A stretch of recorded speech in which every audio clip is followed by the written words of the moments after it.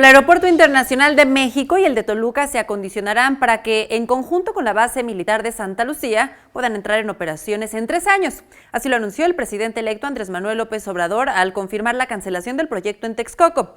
Destacó que la inversión total del nuevo proyecto será de menos de 100,000 millones de pesos y se resolverá el problema de la saturación. Así lo dijo, escuche usted. Van a estar construidas las 2 pistas que se necesitan en el aeropuerto de Santa Lucía y se va a tener la conexión,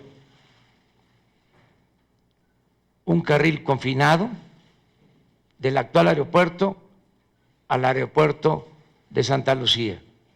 Vamos a tener también operando el tren Ciudad de México, Toluca, para facilitar la llegada al aeropuerto de Toluca.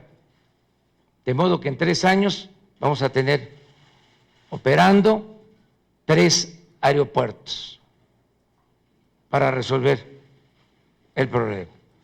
Ese es mi compromiso